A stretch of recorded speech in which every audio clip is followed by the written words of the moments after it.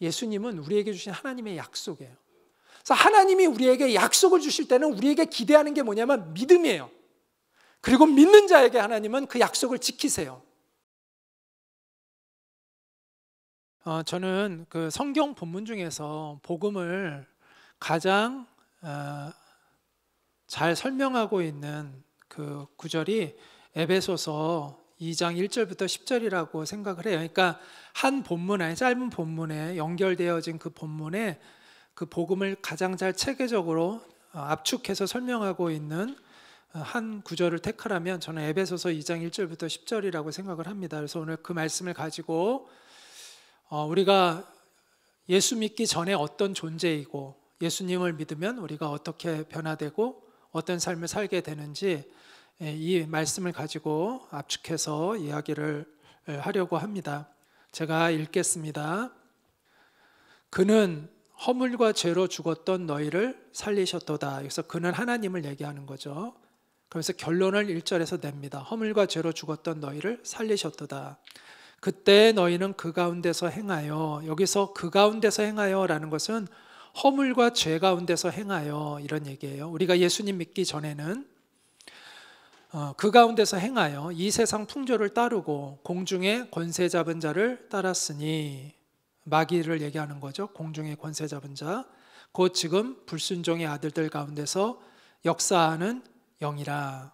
전에는 우리도 다 그 가운데서 우리 육체의 욕심을 따라 지내며 육체와 마음에 원하는 것을 하여 다른 이들과 같이 본질상 진노의 자녀이었더니, 이것이 우리의 실존이라는 거예요. 예수님 믿기 전에 실존. 자, 그런데 4절부터 이제 복음이 나오죠. 은혜의 복음이 나옵니다. 국률이 풍성하신 하나님이 우리를 사랑하신 그 큰 사랑을 인하여 허물로 죽은 우리를 그리스도와 함께 살리셨고, 또 함께 일으키사 그리스도 예수 안에서 함께 하늘에 앉히시니, 이는 그리스도 예수 안에서 우리에게 자비하심으로써 그 은혜의 지극히 풍성함을 오는 여러 세대에 나타내려 하심이라. 자, 여기까지가 이제 그 구원, 하나님의 그 구원의 은혜를 담고 있죠. 그럼 어떻게 우리는 그 은혜의 세계로 들어가느냐? 이제 8절부터 설명합니다. 너희는 그 은혜에 의하여 믿음으로 말미암아 구원을 받았으니 이것은 너희에게서 난 것이 아니요 하나님의 선물이라. 행위에서 난 것이 아니니 이는 누구든지 자랑하지 못하게 함이라. 자, 어떻게 우리가 이 믿음의, 어떻게 우리가 복음을 받아 복음의 세계 안으로 들어갈 수 있는지 설명했죠. 믿음으로라고 이야기합니다. 자, 그러면서 이제 10절은 그래서 우리 안에 어떤 일이 그러면은 새롭게 시작되느냐를 얘기해 줍니다. 자, 10절. 우리는 그가 만드신 바라. 하나님이 우리를 재창조하셨다는 거죠. 그리스도 예수 안에서 선한 일을 위하여 지으심을 받은 자니, 이 일은 하나님이 전에 예비하사 우리로 그 가운데서 행하게 하려 하심이니라. 네, 이렇게 말씀하고 있습니다. 그래서 예수 안에 있는 새로운 인생이라는 제목으로 여러분과 함께 말씀을 나누려고 합니다. 이 사람은 폴 틸리라는 신학자입니다. 이 폴 틸리는 인간은 근본적으로 세 가지의 불안을 가지고 있는 존재다라고 이야기를 했습니다. 첫 번째, 운명과 죽음에 대한 불안을 인간은 가지고 있는 존재다. 자, 일반적으로 운명이라는 건 피할 수 없는 것이죠.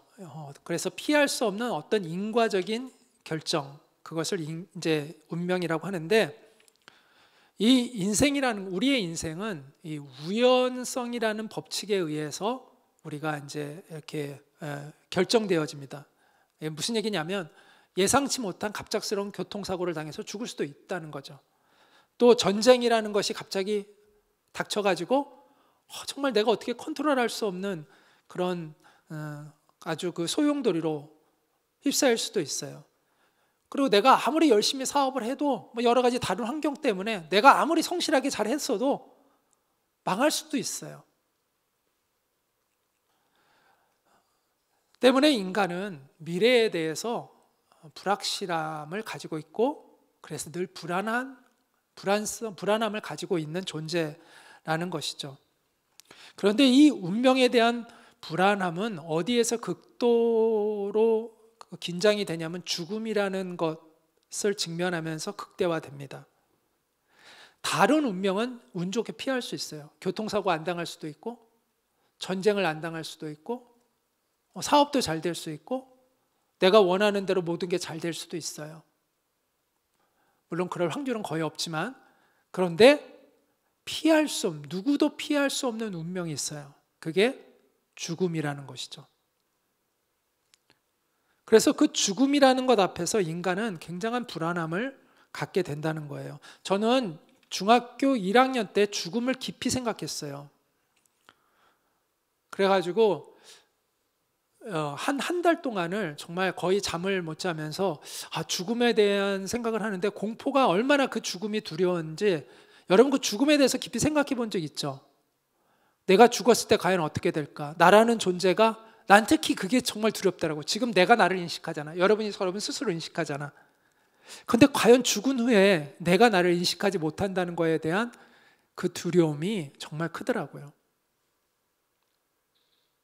이처럼 인간은 근본적으로 죽음이라는 것 앞에 두려움을 갖고 있는 존재라는 거예요.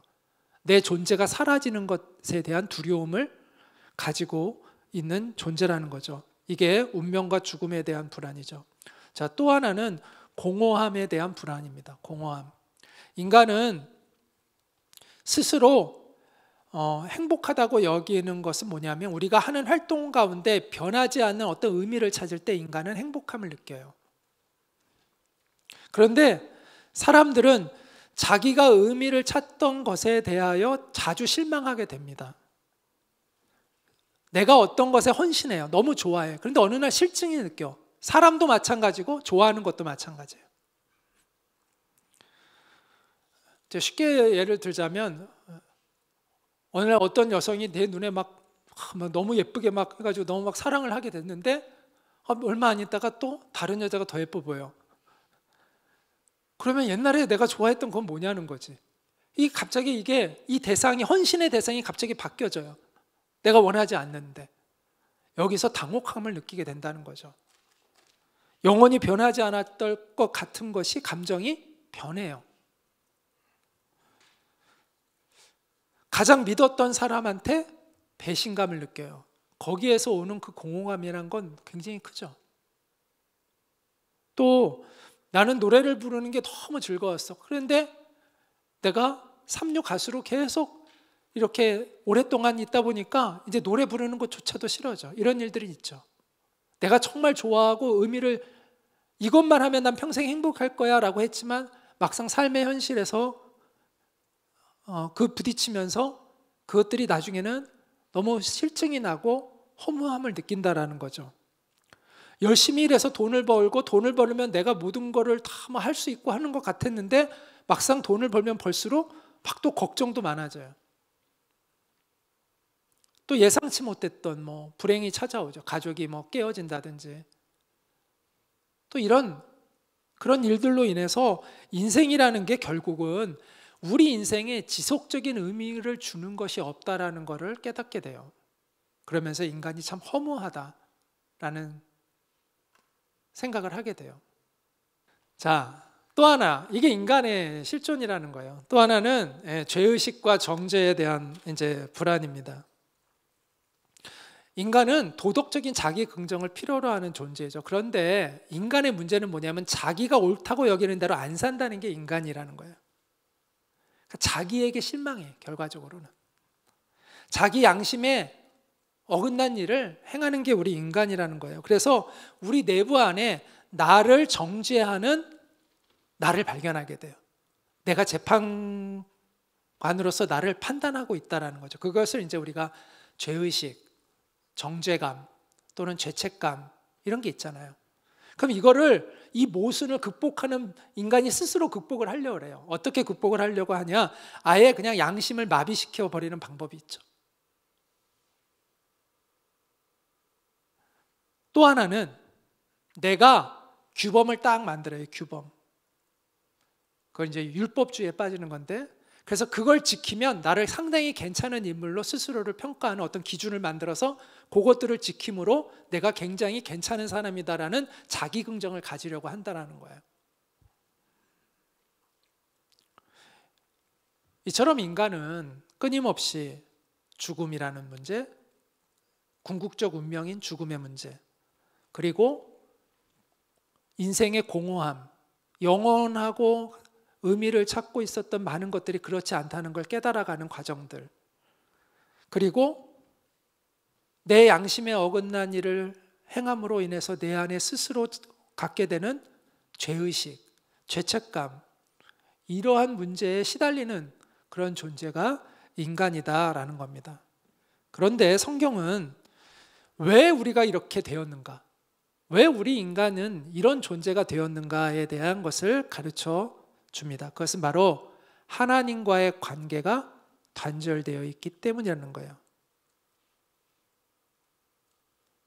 한번 따라해볼까요? 하나님과의 관계가 단절되어 있기 때문이다. 이 인간의 비참한 존재, 이 실존에 대해서 에베소서 아까 읽은 에베소서 2장 1절부터 3절이 이야기해주고 있는 것입니다. 자, 첫 번째는 인간의 실존 첫 번째는 이 1절에 나와 있는데,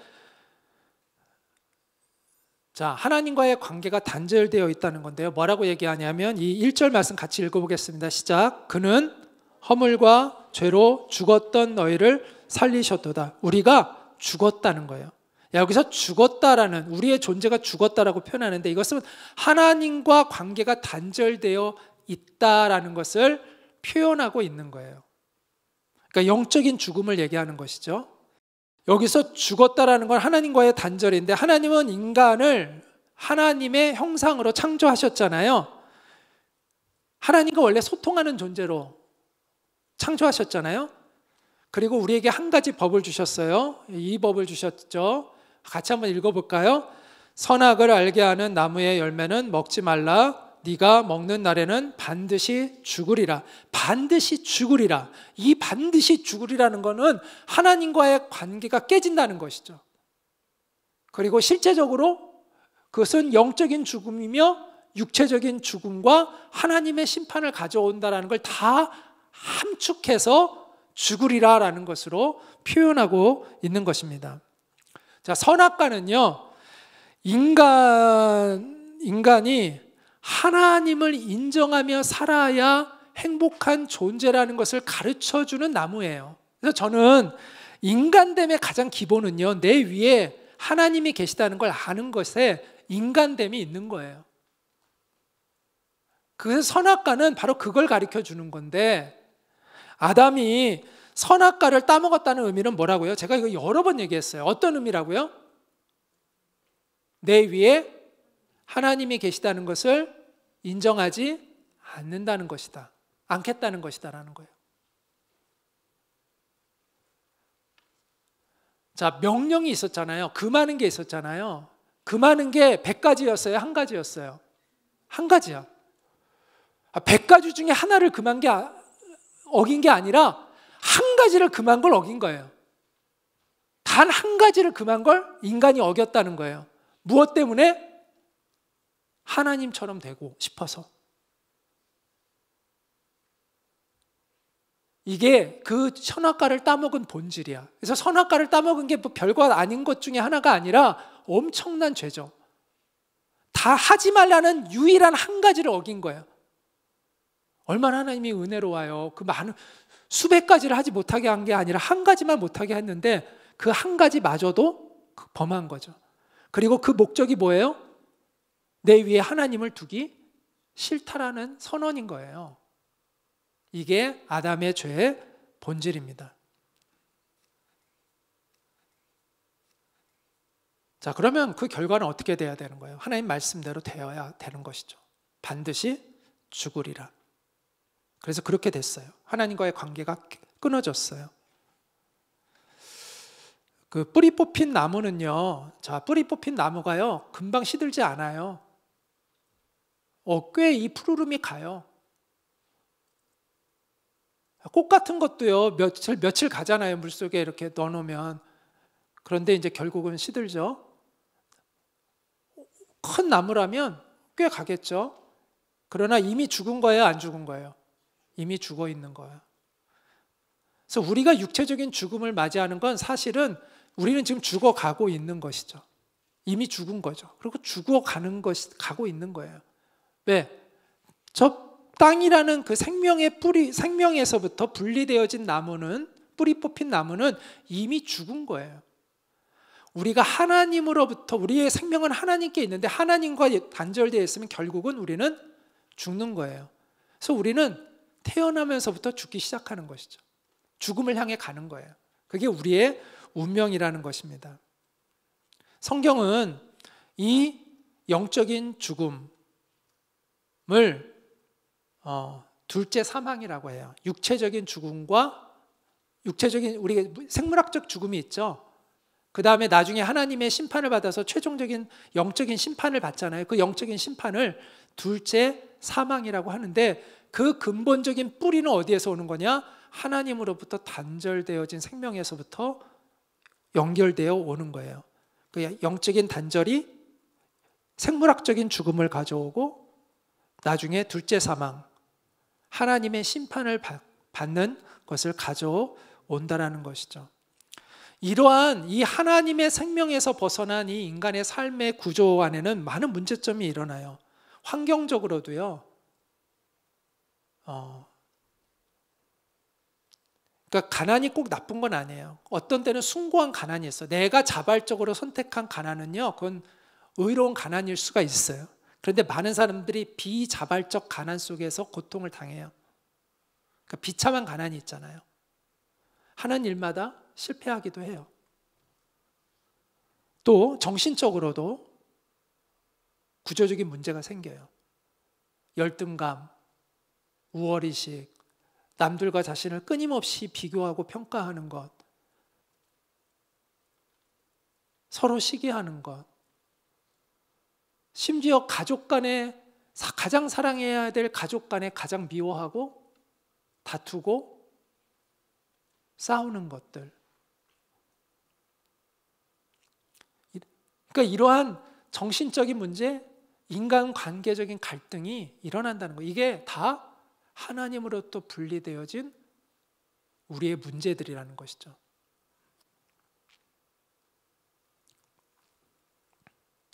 이것이 우리의 실존이다. 자, 또 하나. 자, 그러면 그것이 우리의 삶에 어떤 표면적인 현상으로 나타나냐 하면, 자, 하나님과 단절되어 있을 때는 세속주의와 우상숭배에 빠져서 우리는 살아가요. 자, 부모로부터 이제 고아가 돼버려요. 길거리에 이제 그냥 내동댕이 쳐준다고 한다면 그 아이는 굉장한 위험에 처해 있는 거예요. 특히 나쁜 사람들의 표적이 돼요. 그리고 그 아이를 데리고 가서 앵벌이를 시키기도 하고 학대를 하기도 하고 종처럼 부려먹어요. 인신매매를 당하기도 해요. 그러니까 안전하지 않은 그 상태, 아주 위험한 상태에 놓이게 되고, 포악한 사람들은 그런 아이들을 노리죠. 자, 하나님으로부터 분리되면 그 사람의 인생을 누가 지배하려고 할까요? 마귀가 지배하려고 합니다. 실제로 지배합니다. 그래서 그 사람의 인생이 비뚤어져요. 그래서 세속주의와 헛된 우상에 빠져서 살아가게 돼요. 그것을 2절이 이야기하고 있는 거예요. 본문 2절이. 그때 너희는 그 가운데서 행하여 이 세상 풍조를 따르고, 여기서 그 가운데서 행하여 라는 것은 그 허물과, 앞에 나왔던 그 허물과 죄 가운데서 행하여, 이런 뜻입니다. 자, 이 세상 풍조를 따르고 공중의 권세 잡은 자를 따랐으니, 마귀를 따랐다는 거죠. 곧 지금 불순종의 아들들 가운데서 역사하는 영이라, 이렇게 이야기를 하고 있습니다. 자, 우리는 흔히 마귀에게 사로잡혀 있다라고 생각을 하면 무슨 뭐 정신병 들려 있고 뭐 이런 걸 생각하잖아요. 뭐 환상, 뭐 환청, 물론 그럴 수도 있겠죠. 정신적인 정말 문제로 그럴 수도 있고 단순히 아니면 영적인 문제로 그런 정신병에 걸릴 수도 있어요. 자, 그런데 마귀는 어떤 한 영혼의 어떤 뭐 정신을 사로잡아 가지고 막 그렇게 막 환청, 환상 막 이렇게 하기보다는 대부분 사람들이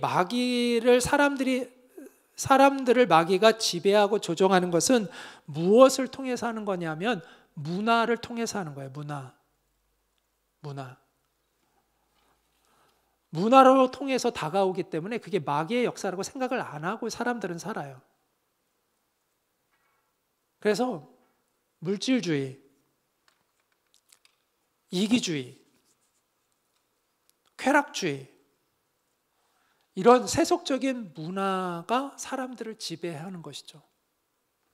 이런 세속적인 문화는 마귀에 의해서 지배되어지고 있는 문화이고 이 문화 속에 사는 사람들은 마귀가 원하는 대로 조종할 수가 있는 거예요. 마귀가 여러분들을 뭐 정신병 들리게 해서 조종하는 게 아니에요. 이 세상의 세속적인 문화를 가지고 우리를 조종하는 거예요.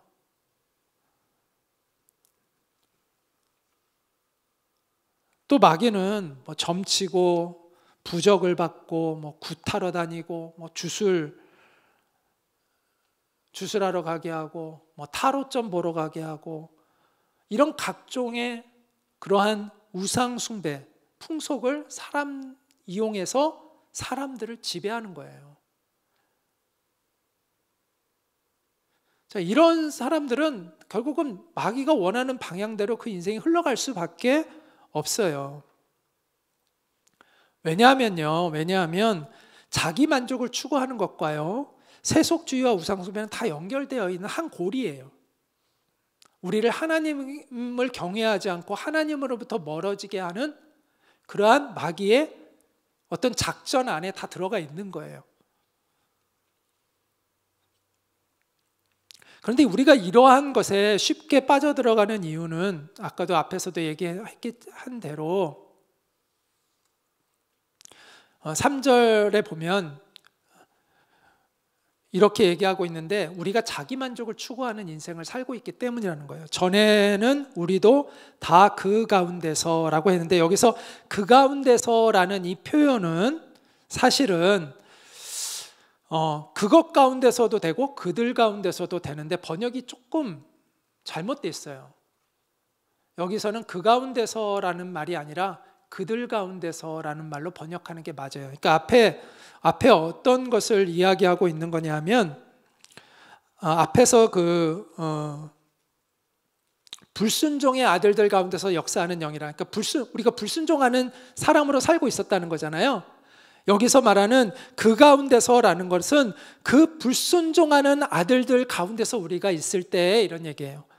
전에는 우리도 다 그 가운데서, 그 불순종하는 이들 가운데서 우리 육체의 욕심을 따라 지내며 육체와 마음에 원하는 것을 하여 이렇게 얘기하고 있는 거예요. 그래서 실제로 그 새번역 성경을 보면 그 가운데서를 그들 가운데서로 번역을 바꿔놓고 있어요.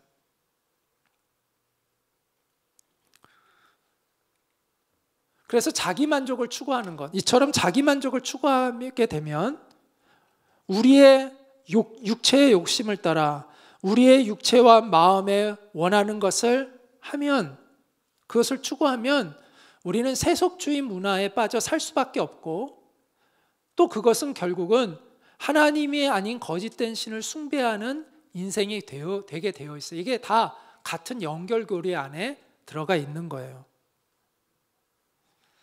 자, 보세요. 왜 사람들이 점치러 가나요?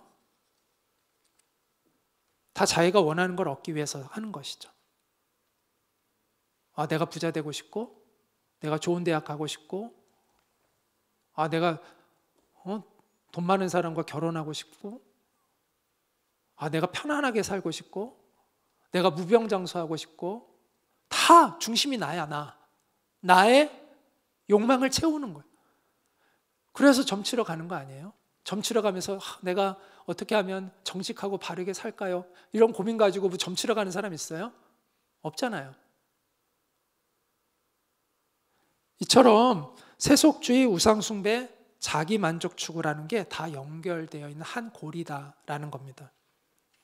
마귀는 이런 것으로 우리를 지배하는 거예요. 마귀가 막 무서운 형태로 여러분 앞에 나타나가지고 막 그러는 게 아니라 이러한 전략을 가지고 우리를 지배하고 있다는 것이죠. 그럼 그 결말은 뭐냐? 하나님의 심판을 받는다는 거죠. 자, 3절 하반절 같이 한번 읽겠습니다. 시작. 다른 이들과 같이 본질상 진노의 자녀였더니. 앞에서 그렇게 사니 당연히 하나님의 진노를 받을 수밖에 없는 거죠. 우리가 하나님의 진노 아래 있는 존재였다는 거예요. 이게 예수 믿기 전 우리의 상태라는 거예요. 사람은요, 태어날 때부터 죄에 익숙한 존재로 태어납니다. 그래서 아이들에게 우리가 뭐 나쁜 걸 가르치지 않아도 나쁜 짓을 합니다. 거짓말도 하고, 남 막 미워도 하고, 막 고집 부리고, 남 때리고, 막 빼앗고, 이런 게 익숙해 있어요. 뭐 하라고 가르쳤나요? 안 해도 다 했잖아요. 이게 바로 우리 인간이 그처럼 하나님을 거역하는 존재로 이 땅에 태어났다는 거예요. 그리고 결국은 헛된 인생을 살다가 하나님의 심판을 받는 존재가 우리의 존재라는 것이죠. 그래서 사람들은 이런 착각을 해요. 하나님이 막 우리를 갖다가 막 지옥에 밀어넣는다고 생각하는데 그게 아니라 우리 자체가 이미 지옥을 향해서 그냥 가고 있는 거예요. 그냥 내버려 두면 그냥 지옥을 가는 거예요. 하나님이 일부러 내던지는 게 아니라 그냥 하나님이 아무것도 안 하고 가만히 계시면 그냥 지옥으로 가는 거예요. 그 여러분 그 놀이터에 가면 미끄럼틀 이렇게 막 미끄럼틀 놀이터 그 물 막 이렇게 하는데 틀에 이제 손을 딱 놓는 순간부터는 여러분 컨트롤 돼요, 안 돼요? 안 되죠. 그냥 밑으로 그냥 곤두박질 치잖아. 마찬가지야. 우리는 지옥을 향해 곤두박질 치는 인생이라는 거예요. 하나님이 일부러 우리를 막 밀어서 집어 던지는 게 아니라 우리 스스로가 이제 곤두박질 치는 거예요. 하나님이 아무것도 안 하시면 우리는 지옥에 가는 운명이야.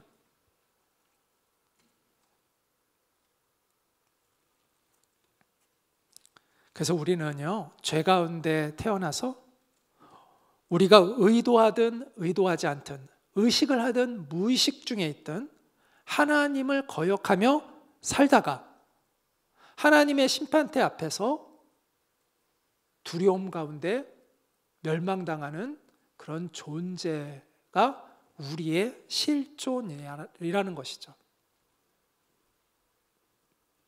자, 지금까지 제가 우리의 실존을 생각해 봤는데 그럼 너무 절망적이잖아요. 그런데 본문은 우리에게 놀라운 소망을 전해줍니다. 복음을 전해줍니다. 하나님의 큰 사랑으로 인해 우리가 살 수 있는 길이 열렸다는 것을 우리에게 알려줍니다. 그 길은 예수 그리스도죠. 그게 바로 4절부터 7절에 있는 그러한 말씀인데요. 긍휼이 풍성하신 하나님이 우리를 사랑하신 그 큰 사랑을 인하여 허물로 죽은 우리를 그리스도와 함께 살리셨고 또 함께 일으키사 그리스도 예수 안에서 함께 하늘에 앉히시니 영적으로 이미 그와 같은 우리의 존재를 새롭게 하셨다. 우리에게 새 생명을 주셨다는 거예요. 부활의 생명을 우리에게 주셨다는 것이죠. 이는 그리스도 예수 안에서 우리에게 뭐 하심으로? 자비하심으로써 우리에게 그리스도 안에서 자비하심으로써 그 은혜의 지극히 풍성함을 하나님의 그 놀라우신 풍성함을 오는 여러 세대와 세대를 넘어 그 하나님의 은혜를 나타내게 하려 하심이니라 라고 말씀하고 있습니다. 여기서 우리는 대표자의 원리를 이해할 필요가 있는데 아담은요 대표자죠. 자, 대표자는요 매우 중요합니다. 우리가 대표를 잘못 뽑잖아요. 그럼 그 대표 때문에 망할 수가 있어요. 회사의 대표가 잘못되면 회사가 망합니다. 나라의 대통령이 잘못 판단하면 나라가 망합니다. 나라가 전쟁 나고 망할 수가 있어요. 대통령이 결정해서 지금부터 전쟁 시작하면 우리는 그냥 갑자기 전쟁 속으로 뛰어 들어갈 수밖에 없는 거죠. 이게 대표자의 원리라는 거예요. 우리 인생이 내가 잘한다고 다 되는 게 아니에요. 대표자가 중요해요. 그게 인생의 원리잖아요. 근데 아담은요, 대표자예요. 사람의 대표자예요. 그래서 아담이라는 뜻이 사람이라는 뜻이에요. 아담 원래 말 자체가. 그래서 아담이 사람을 대표하는 사람이야. 그래서 아담의 죄는 한 개인의 죄가 아니라 아담의 죄는 대표성을 가지고 있기 때문에 그 아담으로부터 나오는 모든 후손에 영향을 주는 그런 영향력을 가지고 있는 거예요. 그런데 놀라운 건 그 아담 한 사람 때문에 우리가 죽게 되었지만 똑같은 원리에 의해서 우리가 살아날 수 있다는 거예요. 그게 성경이 얘기하고 있는 놀라운 이야기죠. 성경이 뭐라고 얘기하냐면 예수님을 마지막 아담이라고 표현해요. 마지막 아담. 그러면서 고린도전서 15장 22절에 이렇게 얘기하는데 같이 한번 읽어볼까요? 시작. 아담 안에서 모든 사람이 죽은 것 같이 그리스도 안에서 모든 사람이 삶을 얻으리라. 아담 안에서 죽음을 얻었는데 이제는 새 아담인 마지막 대표자이신 예수 그리스도 안에서 우리는 모두 생명을 얻으리라. 이렇게 말씀하고 있어요. 그러니까 예수님의 죽음은요, 한 개인의 죽음이 아니라 대표하는 죽음이에요. 우리를 대표하는 죽음이에요. 예수님의 살아나심은 한 개인의 부활이 아니라 우리를 대표하는 부활이에요. 이게 대표성의 원리예요. 그래서 성경은 예수님의 죽음이 곧 우리의 죽음이 되고 예수님의 부활이 곧 우리의 부활이 되었다라고 말씀하고 있는 것이죠. 핵무기가 떨어지면요, 반경 수십 킬로미터 안에 있는 사람들은 다 죽습니다. 그 중에서도 수 킬로미터 안에 있는 사람들은 형체를 찾을 수 없습니다. 완전히 녹아버리기 때문에 5천 도시에 되는 화염에 휩싸입니다. 5천 도시. 그런데 여기에서 살아남을 수 있는 사람들이 있어요. 그게 누구냐? 지하 핵벙커에 있는 사람들은 살아남습니다. 전에 우리나라에서도 핵벙커를 가진 고급 아파트가 지어져서 화제가 된 적이 있습니다. 그 안에 있는 사람은 살아남아요. 마찬가지로 예수 그리스도 안에 있는 사람은 살아남아요. 성경은 마지막 날의 심판을 불의 심판으로 묘사합니다. 그 전에 영화 터미네이터라는 영화를 보니까 정말 핵이 막 이렇게 터지니까 막 사람이 이렇게 녹아서 막 뼈가 있다가 뼈까지도 녹는 그런 모습 혹시 기억하세요? 그런 장면이 있어요. 저는 그거 영화 극장에서 이렇게 봤거든요. 보면서 그 마지막 하나님의 심판 때는 저럴 수도 있겠다라는 생각을 이렇게 하면서 본 적이 있어요. 그리스도 밖에 있으면 하나님의 심판을 받습니다. 그런데 그리스도 안에 있으면 보호를 받습니다. 하나님의 진노의 심판으로부터 안전합니다. 왜냐하면 아까 이 본문에 나오고 있듯이 그리스도 안에 하나님의 자비하심이 나타나기 때문입니다.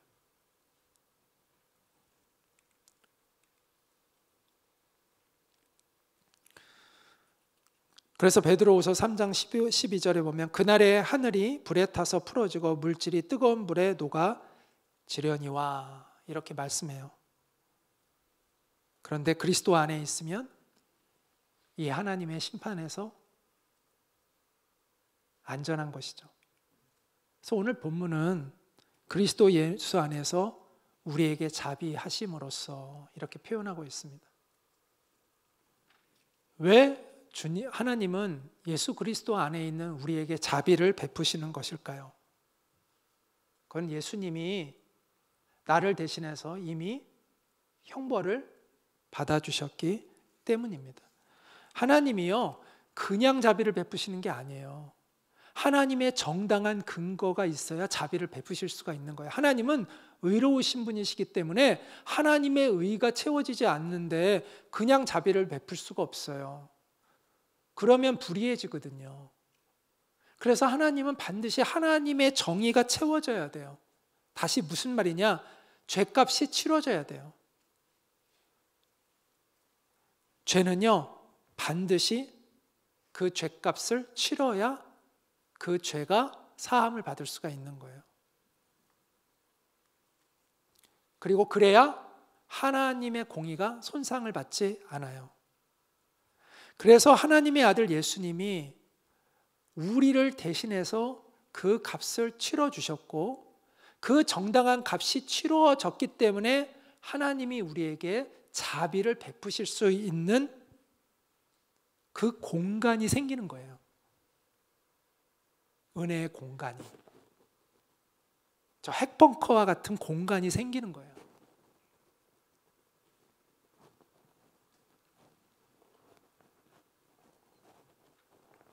조선시대에는 다른 사람이 대신해서 벌을 받는 제도가 있었대요. 실제로 조선시대는. 그래서 그러니까 아무나 되는 건 아니고, 그러니까 자식이 잘못을 하면 그 부모가 대신해서 그 형벌을 받을 수가 있었대요. 그러니까 아들이 도둑질을 했어. 잡혀왔어. 그 아버지가 제가 대신, 아들 대신 감옥에 가겠습니다 라고 하면 아들은 풀어주고 그 아버지가 대신 감옥에서 가는 거예요. 그런데 알고 봤더니 아버지도 수배당하고 있는 도둑질을 한 사람이야. 자, 그럼 어떻게 될까? 아버지가 대신해서 할 수 있어요, 없어요? 안 되지. 자격이 안 돼. 그래서 예수님이 우리에게 필요한 거예요. 우리 중에 그 누구도 나를 대신해서 그걸 치러줄 자격이 없어. 왜? 지금 다 자기 죄로 지금 하나님 앞에 심판받게 되어 있는데 우리 중에 누가 대신해서, 나를 대신해서 그 죄값을 치러줄 수가 있겠어요? 하나님이 받으실 수가 없는 거예요, 그것은. 그렇기 때문에 예수님이 이 땅에 오셔야 했고, 예수님이 나를 대신해서 그 십자가를 짊어지신 것이죠. 여러분 중에 누가 개를 살리기 위해서 개가 될 사람이 있습니까? 아무리 개를 좋아해도 여러분, 개를 살리겠다고 개처럼 될 사람 있어요? 없죠. 그런데 예수님이, 하나님이 인간의 몸을 입고 온다는 건요, 우리가 개처럼 낮아지는 것보다 더 낮아지는 거예요. 그래서 예수님이 인간의 몸을 입고 이 땅에 오신 것은 우리가 개를 살리기 위해서 개처럼 되는 것보다 더 낮아지셔서 오셨다는 거예요. 그걸 우리가 알아야 돼요. 깨달아 알아야 돼요. 그래야 왜 그것을 하나님의 큰 사랑이라고 말하는지를 우리가 알 수가 있는 거예요.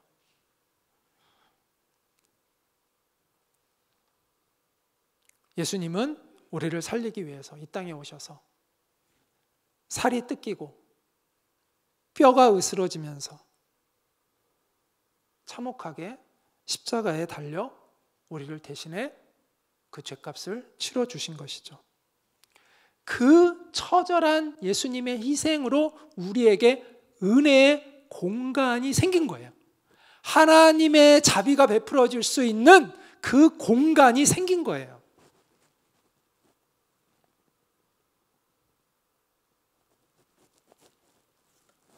그래서 성경은 이렇게 로마서 5장에 이렇게 말씀합니다.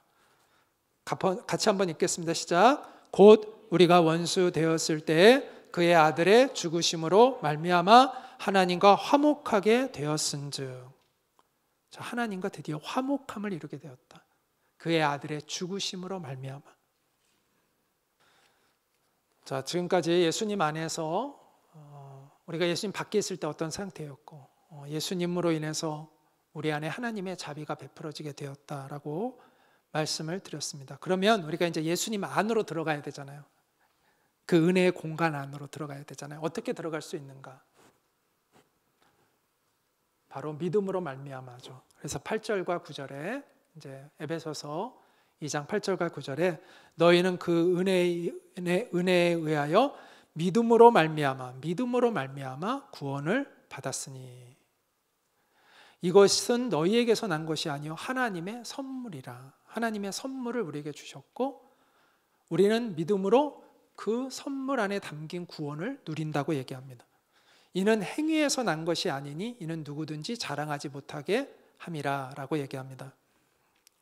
구원은 하나님이 약속하신 선물이죠. 누구에게 약속하신 선물이냐? 예수님이 나를 대신해서 죗값을 치러주셨다는 것을 믿고 이 선물을 감사히 받는 자들에게 주시는 선물이에요.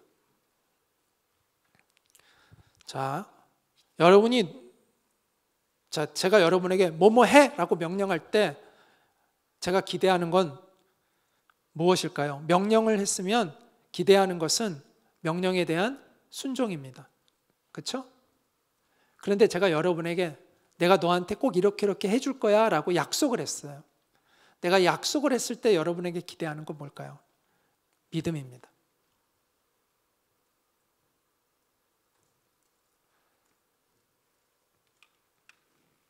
예수님은 우리에게 주신 하나님의 약속이에요.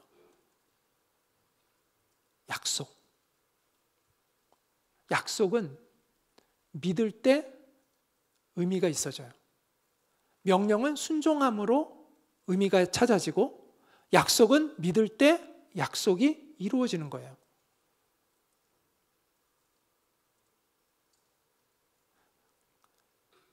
제가 누군가에게 약속할 때 그 상대방이 그것을 믿지 않으면 나는 그 사람에게 그 약속을 지킬 의무에서 해방돼요.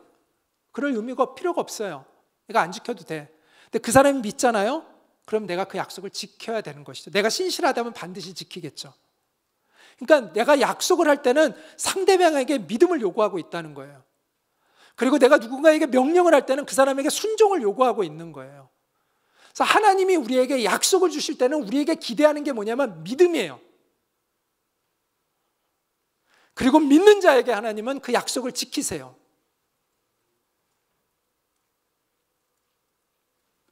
사람들은 자신의 노력이나 선행으로 하나님의 자비에 이를 수 있다는 착각을 해요. 그런데 인간의 죄는요 선행으로 보상되지 않아요. 제가 자주 이야기하죠.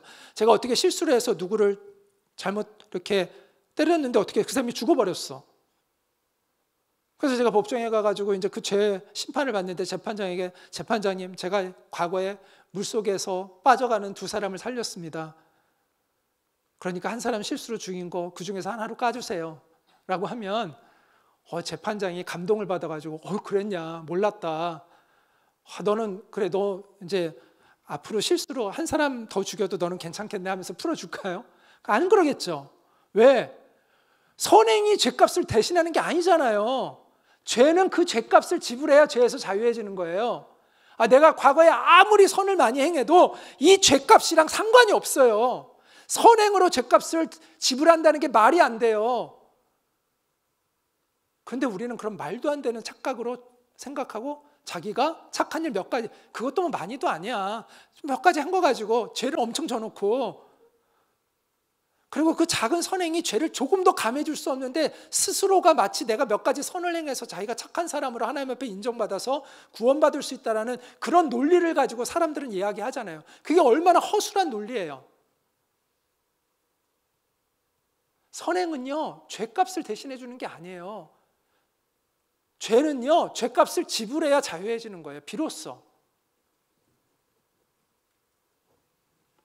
그러니까 우리는 두 가지 중에 하나를 할 수 있는 거예요. 뭐냐? 나 스스로 내 죄를 짊어지고 그냥 하나님 앞에 서든지, 아니면 나를 대신해서 죄값을 치러주신 예수님께 붙어서 하나님 앞에 가든지, 그 둘 중에 하나를 할 수 있는 거예요.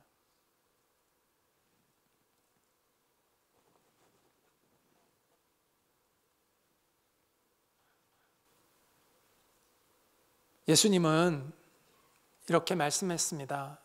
내가 진실로 너희에게 이르노니, 여기서 예수님이 진실로 두 번 강조했잖아요. 이건 진짜 그렇다 이런 말씀이에요. 강조하는 거예요. 내 말을 듣고 또 나 보내신 이를 믿는 자는, 하나님을 믿는 자는, 믿는 자는, 그 약속을 믿는 자는 영생을 얻었고 심판에 이르지 아니하나니 사망에서 생명으로 옮겼느니라. 이렇게 말씀하고 있습니다. 자, 지금까지 하나님의 심판 아래 놓여 있는 인간의 비참한 상태를 살펴보았고, 또 예수님이 우리를 위해서 무엇을 해 주셨는지를 알게 되었고, 우리가 어떻게 그 예수님이 열어놓으신 그 구원의 길로 들어설 수 있는지를 이야기를 했어요. 약속에 대한 믿음이다. 자, 그러면 하나님의 구원받은 백성은 어떤 열매를 거두게 될까요? 어떤 삶을 살게 될까요? 자, 구원의 완성은 미래에 이루어집니다. 자, 구원의 완성은 미래에 이루어집니다. 예수님이 다시 오실 때 이루어진다고 말씀을 드렸습니다. 그런데 구원의 효력은 지금부터 시작됩니다. 구원은 지금부터 시작입니다. 여러분이 믿는 순간부터 시작됩니다. 그리고 구원의 효력은 믿는 순간부터 시작됩니다.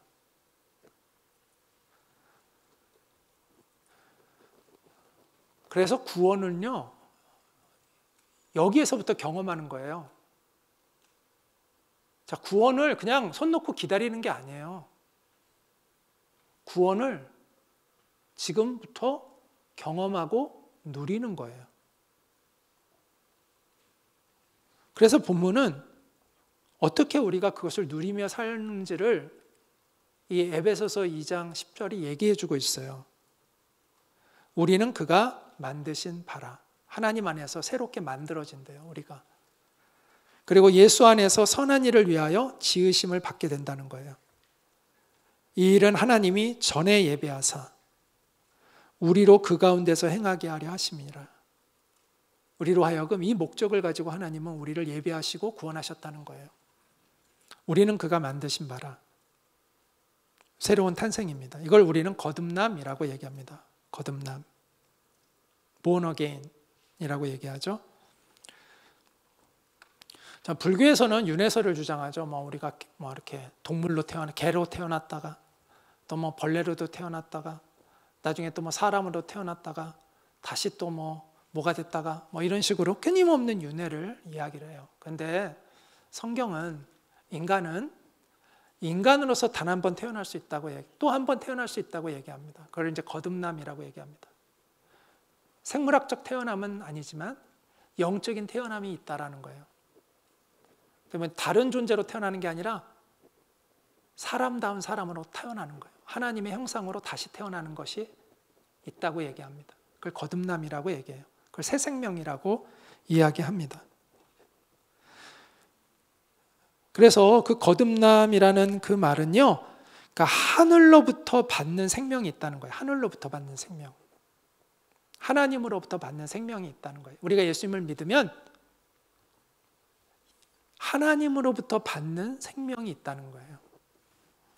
이게 우리는 그가 만드신 바라라는 이 말씀 안에 들어가 있는 뜻입니다. 자, 거듭남의 기회는 언제일까요? 우리가 이 땅에 살아 숨쉬는 동안입니다. 그래서 여러분이 이 세상에 존재하는 게 의미가 있는 거예요. 우리가 지금 이 세상에 살아가고 있는 게 의미가 있는 것은 우리가 이 땅에 살아있는 동안에만 우리는 다시 태어날 수 있는 기회를 갖고 있어요.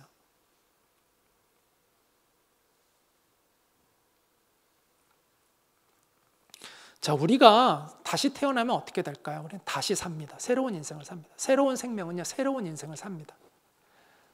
자, 생명이 바뀌지 않으면 새로운 인생을 못 삽니다. 생명이 바뀌어야 새로운 인생이 시작됩니다.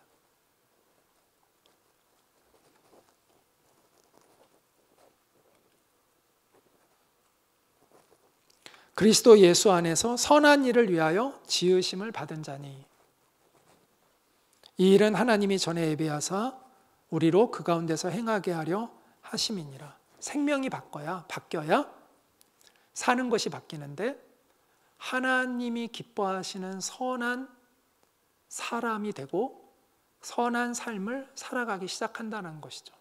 하나님이 기뻐하시는, 과거에는 내 멋대로 살았는데 이제는 하나님이 주인 되시는 새로운 인생을 살게 된다는 것입니다. 그래서 구원의 은혜는요, 하나님의 심판에서 면해지는 큰 은혜도 있지만 진짜 인생을 사는 놀라운 은혜가 있는 거예요. 여러분이 꿈꿔왔던 인생이 그리스도 안에 있어요. 여러분이 정말 꿈꾸고 있는 인생이 그리스도 예수 안에 있어요. 자유로운 인생? 뭐가 자유예요? 여러분이 정말 하고 싶은 거 하는 게 자유죠. 그런데 사람들은요, 자기가 하고 싶지 않은 짓을 계속하며 사는 게 인간들의 특징이에요. 여러분 죄 지며 살고 싶어요? 아니잖아요. 살기 싫은 인생인데 자꾸 그렇게 되잖아요. 사랑하는 사람들 고통 주고 싶지 않은데 계속 고통을 주며 살잖아요. 가장 사랑해야 할 아내를, 가장 사랑해야 할 자녀를 왜 그렇게 괴롭히며 살아요? 자기가 정말 사랑하는 그 자녀를 왜 그렇게 괴롭히며 살아요? 자기가 정말 그런 인생 살고 싶어서 그런 인생을 사는 그런 사람이 있을까요? 아니요. 자기가 싫어하는 인생을 자기가 사는 거예요. 어쩔 수 없이. 뭔가에 붙들려가지고. 여러분이 정말 원하는 인생은 그런 게 아니잖아요. 정말 여러분이 원했던 인생이 뭐예요? 정말 하나님 뜻대로 사는 거잖아요.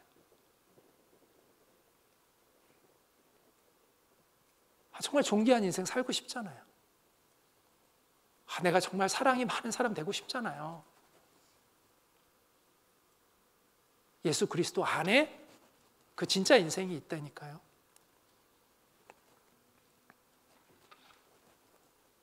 그래서 구원의 은혜는요, 단지 구원, 하나님의 그 심판을 면하는 것으로 끝나는 게 아니에요. 여러분이 원하는 진짜 인생을 살 수 있고요, 하나님께 쓰임받는 그런 멋진 인생을 살 수가 있어요. 그래서 결론적으로 저는 예수님을 믿는다는 것은 인생의 자리가 옮겨지는 것이다 라고 말씀드리고 싶어요. 하나님의 진노를 받는 자리에서 하나님의 자비를 입는 자리로 우리 인생의 자리가 옮겨지는 거예요. 마귀의 지배를 받는 자리에서 하나님의 통치를 받는 자리로 옮겨지는 거예요. 추악하고 탐욕스러운 그 내 욕망에 이끌려가는 그러한 삶의 자리에서 하나님이 원하고 기뻐하는 선하고 아름다운 인생을 사는 자리로 옮겨지는 거예요. 이 영광스러운 변화가 예수 그리스도 안에, in Christ.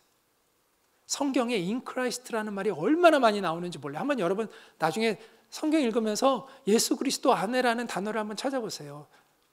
예수 그리스도 안에. 놀라운 말이에요. 예수 그리스도 안에 있어요. 예수 그리스도 안에서 새 생명으로 다시 태어나는 우리가 되기를 소망합니다. 그래서 하나님이 목적하신 본래의 그 감격스러운 존귀한 인생을 회복하는 그러한 저와 여러분 모두 될 수 있기를 축복합니다.